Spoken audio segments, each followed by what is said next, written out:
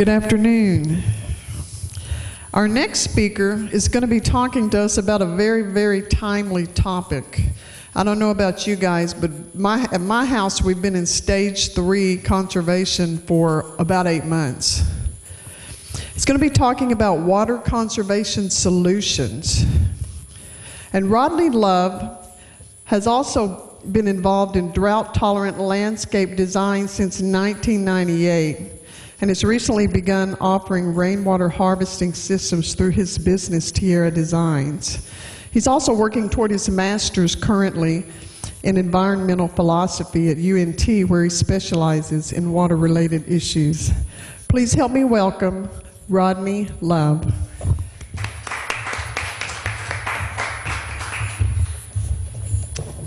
Thank you for coming. It's nice to be here. I hope I can just kind of bring to light some of the issues related to water that's going on right now. And I'd like to begin with just a kind of a riddle that I've been carrying around with me for, I guess, about the last year, and then maybe y'all can give me some feedback later on. You don't have to respond now, but it's just something I've been thinking about. I guess you call it a riddle, but it's something, it goes like this. If necessity is the mother of invention, which we've all heard that, right? I guess that's a pretty common phrase that most of us are familiar. My question becomes, then what does affluence birth? If necessity is the mother of invention. And this is kind of a question that just keeps coming back to me as I confront some of the environmental issues that we're dealing with today. I started thinking about this a while back with give you an example. I've got a 2.5-year-old baby. We started off using the environmentally correct, expensive diapers. You know, we didn't go so far as to do the wash it. We did try doing it, wash it yourself and all of that, and then we ended up saying, okay, we'll compromise, spend a little more money, be careful, don't, you know. But those diapers, you know, at the time we were like, you know, it's just, you know, you get the most out of them because they're expensive, right? And you take care of them. Well, one weekend, my wife's father and mother came and they brought us a big old 52-pack of Huggies, you know, and we were like, great, okay, we got a bunch of them.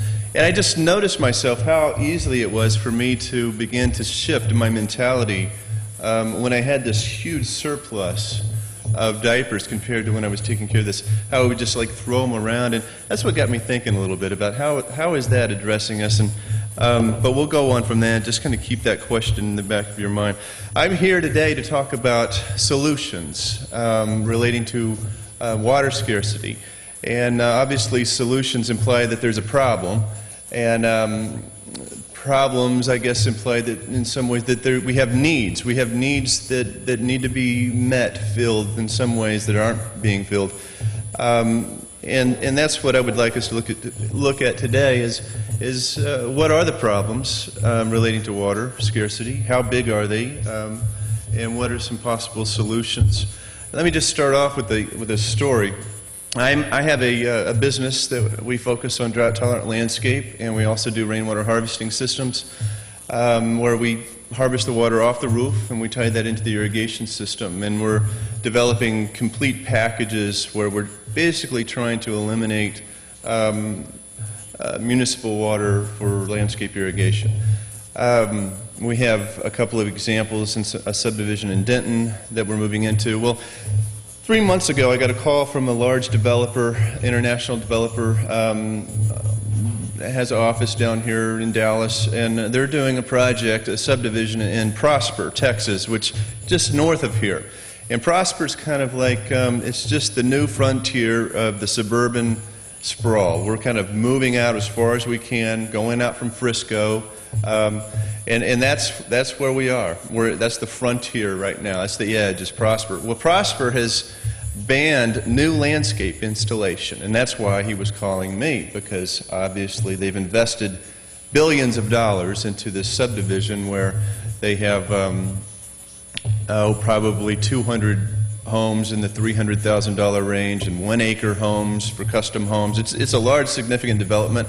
And they had a problem. How are they going to sell these homes right now if they don't have landscape? And so that's the problem that he faced. And initially, You know, I was questioning, you know, well, you want to water this off of rainwater. Well, how willing to change are you in what you're used to doing as far as your landscape? Well, obviously, they don't want to have to change. So this is the dilemma that we're facing. How are we going to come up with a solution for development to continue? And I just kind of look at this particular problem in Prosper as being a model for what's going on right now. It's kind of the frontier, it's the edge where Mother Earth is saying, I have nothing left to give. You know, this is it. There's no more water to be giving you. For you, and it's confronting development at this place in Prosper, and they're saying no more. And this is kind of a model that I would like us to really consider what's going on. And to simplify a very complex problem with water, if we look at it from a global perspective, the complexities are much larger than landscape installation. And we're talking. The United Nations has dedicated the decade from 2005 to 2015 as being the decade for action, water for life. So they've considered water to be the primary humanitarian need and issue during our time, and it's happening all over the world. And the solutions are as diverse as the problems and the consequences. I give you a couple of examples. One solution around here that's being proposed is to bring in pipelines of water out of wells that are being dug in West Texas, taken from the Agua Aquifer. Now, who's heading this up is a relatively famous oil tycoon by the name of T-Bone Pickens. And so you can see the relationship of what's happening here, where the value of water is becoming such a commodity and such a need that it's related to oil and bringing that in. Well, of course, that's the bottom of the largest aquifer on our continent that supplies our food from the Midwest. And so you've got a lot of controversy there by pumping all of that out. And their expectation is that that'll be pumped out, the Agua Aquifer will be pumped out in a matter of decades, if that happens. Now, some other interesting ways that we're dealing with this water, you have countries like Chile who are selling off glaciers, chunks of glaciers, to countries. I believe Holland was the one that was working on the deal one of our colleagues were looking at, but they're putting them in oil tankers and shipping them across the world. So that's just a global perspective of what's going on.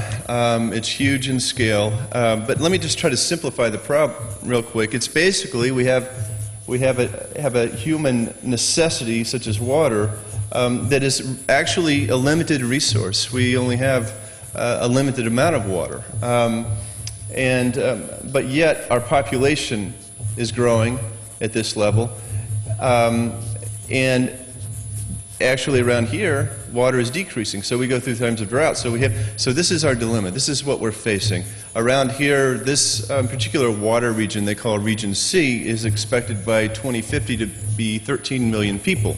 We are projected to escalate. All of this area in Prosper is representative of that continual growth, and that's why we're facing these problems. But it's not just the population that's growing, it's the fact that per person, per capita, per connection is actually using more than we were 10 years ago. So you can imagine the numbers and how this is panning out. This particular region has some of the largest water use numbers in the state, in the North Texas area. We like our green lawns. In general, half of that water use goes to landscape around here. So that's just to simplify kind of what's going on, but just to give you a couple of more ideological or philosophical thinkings about why. That's as a philosopher, environmental philosophy, that's our big question: is really why is this happening? I mean, we can say yes, population's going up and the resources are coming down, but to look beyond that, to look deeper than that, there's a couple of points I'd like to address here. And one is what I'd like to point out to be the ideology of unlimited economic growth. We have pretty much accepted and bought into this idea that our economy should and can grow unlimitedly. And if you compare this to the real world, the natural world, the economy of nature, nothing grows in this way except for what Edward Abbey likened to the cancer cell. So we have in many ways bought into our politics, into our just normal thinking, this idea that we can continue to build, grow, and that is normal. I mean, it's just the words are tossed around in such a that we don't even think twice about the necessity for growth. And that's one point that I'd like for us to consider. The second that I'd like to point out is what Wendell Berry, a well-known novelist, and he's also an essayist, environmentalist, farmer, he's actually claiming that we don't have an environmental crisis. He says it's not a crisis of the environment, it's a crisis of the home economy. And what he's trying to say here is that the real heart of the crisis has to do with us as individuals, with us as families, and what we are doing and what we are drawing. And by doing this, he's saying we have given proxy. Yes, we can blame the corporations, we can point our fingers out here, but as the home economy, we have given proxy to these basic elements of our existence. We have deferred our responsibility for them to take care of our water through centralization and globalization. And so that's 2 points I'd like to bring about, is just to consider our complicity in these crises. And that's something that for change to really to happen, then we need to begin to recognize that we have put ourselves in a place of disconnect with our basic necessities, with our food, with our water, for example. And this is what I can kind of hope that I can do for us today, is to maybe kind of bring us back to a reconnection of something that's so vital. And the one thing that water, as diverse as the problems are all over the world, there's one thing about water that unifies every human, is that we absolutely have to have it. And no matter where we are. And so it's quite a unifying element that was even recognized by who Aristotle claims to be the founder of Greek philosophy. Thales, is that how you say his name? Thales is pointed out that the basic core element of existence in matter to be water. We've recently maybe become more familiar with Dr. Emoto's claims of water. And so this has been something throughout humanity, as water as being this unifying one element, and it certainly can be recognized again even today as that. And I hope I could, without visuals, I'll try to have to paint a map for you. I'd like for us to consider where our water actually comes from. The thing about water is that it's really one of the few resources or necessities that is more limited to a geographical place than anything else. Now, I've mentioned about taking it all over the world, but those are exceptions. For the most part, your water, unlike your food, which is shipped in from all over the place, is kind of within what they call a watershed. And we are living within called the Upper Trinity River watershed. I grew up in northwest Fort Worth on a lake facing the west, and that lake's Eagle Mountain Lake. Grew up, we were called lake rats. I mean, every time we could get in the water, we were in the water.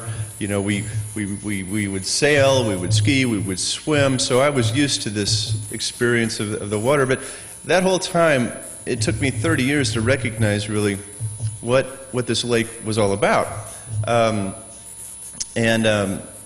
I just assumed it was always there. I started realizing when I was young, I'd hear the old timers talking about the days before they built the lake, and it didn't make any sense to me. And I saw some pictures and some photos. Well, the truth is that Eagle Mountain Lake was built around the 20s, and most all of these lakes that we call the Texas Lake Trails, it's also called that, they're not really lakes, they're reservoir. And Eagle Mountain is reservoir 8290.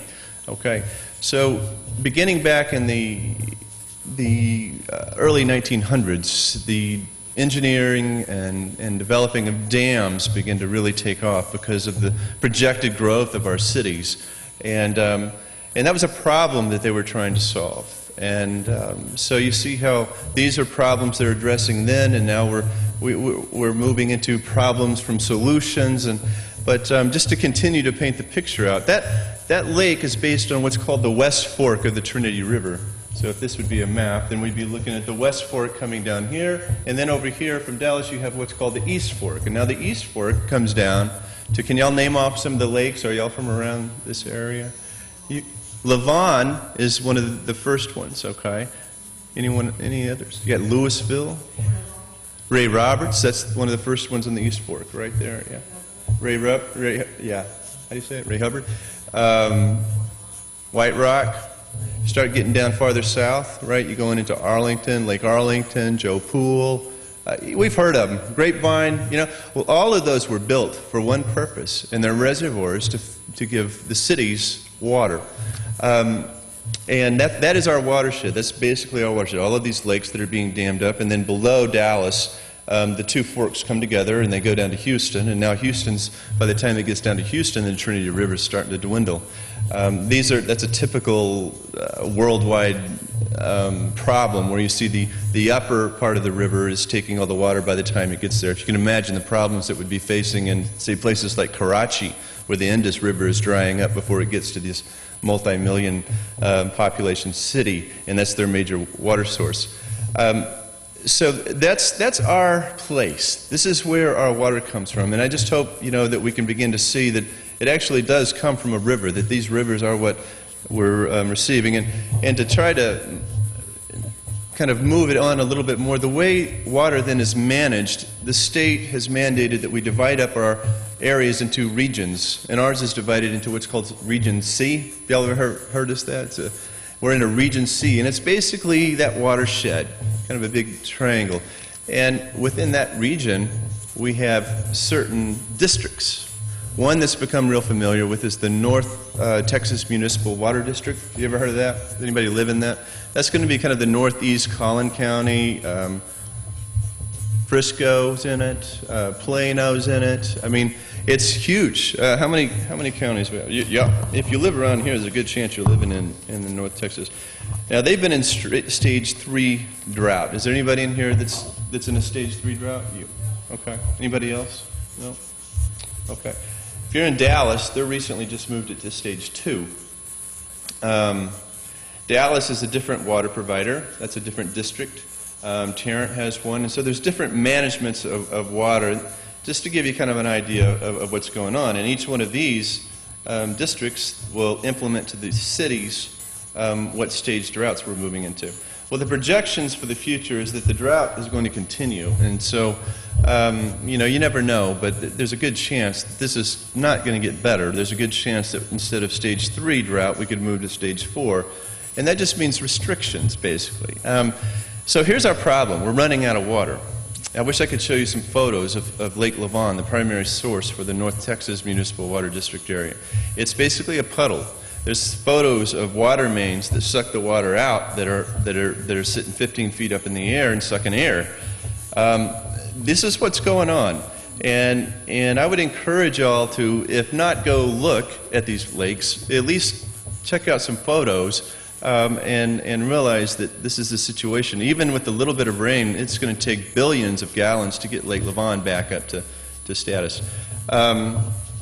So this is our problem.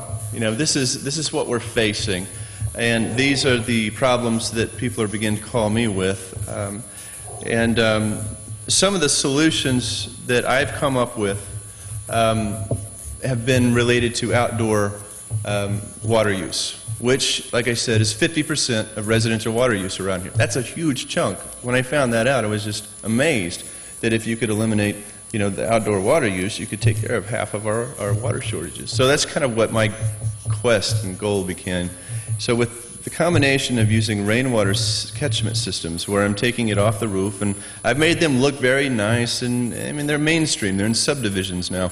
We tap that into your existing irrigation system. We put in a very top, state-of-the-art, efficient irrigation system. And stuff like ET controllers, you'll hear this more often. That means basically, not to get too technical, evapotranspiration is what exactly that plant needs. And these controllers are now tapped into weather channels, and it will give your plants exactly. The problem with watering right now, outdoor landscape, is that we're overwatering. The schedules are set, and that we overwater. So we add these, efficient irrigation, rainwater, and then drought-tolerant landscape, and our goal is to completely eliminate outdoor water use. We're working with big developers, so there's a very good chance that this type of technology can begin to become mandated, legislated. San Antonio's already doing it. Austin's already doing it. All these cities around here, they're already doing it. We're just now waking up to the fact that, we should have been doing it. It's like the earth is saying no more. This is where we are. And just to give you some quick summaries of any maybe suggestions to help us to reconnect. I would suggest, I've taken my children to the city municipal water treatment plants where the sludge is and the sewer and the landfills and the dumps. And if you just go for yourself, just to see where your resources are going, where they're coming, just try to make this real look. I took my daughter to the dump one time, and that just impacted her. She's age 5. She's like, there's got to be a better way, And she just, by experiencing this reconnect is important. And begin to question some of the ideology that we so easily accept of this idea of unlimited growth. You may have heard of Marvin Nichols' reservoir. That is the solution being proposed by the city of Dallas to build another lake. Well, there's a lot of problems with continuing to do that, but not to get into those. But obviously, the people that are glad about this are the big industrial leaders. And their justifications for doing this, they say, we're sorry that the farmers will lose their land, the timbermen, the cemeteries will be buried. We're sorry for those people, but we've got to keep growing. We can't stagnate. So start to question some of these terms of unlimited growth and begin to consider how you have maybe given proxy, maybe given deferment of your responsibility, and just try to integrate that back into your life. And if you'd like more advice and some practical ways we can do it, I'd be glad to talk to you. And I have my cards here, and we give all kinds of services that's related to irrigation. Got 2 minutes? Anybody have any questions? I'll just open it up for questions. Yeah. Yes?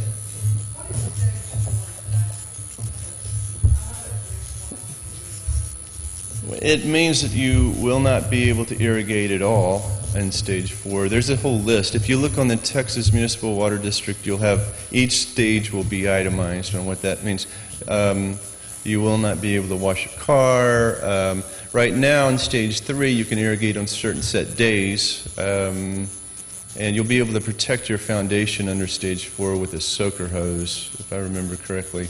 I can't remember off the top of my list, but it just moves up, I mean, if you can imagine, what's going to start happening now, like Prosper banning landscape installation, just the impacts on that on our economy and the sales, and it's an interesting time that we're in. It's where we're going to have to get really creative, and now we're facing necessity. And so there's solutions that can be made and found, and I would suggest, all of us take responsibility to create those solutions from where we are in our own house and begin to understand our use of the water and reconnect. Any more questions? Thank you for, yes, ma'am.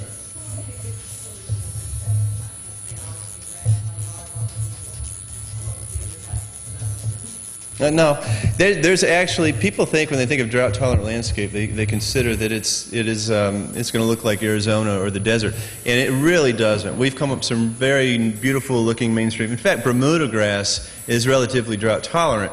It just will go dormant and then come back. So you can have a decent. I mean, I'm dealing with mainstream developers out here. They're not going to put rocks and cactus out there. So just to encourage you with yours, there's all kinds of things that we can do there. Thank you for your time. I'd be glad to talk to you afterwards.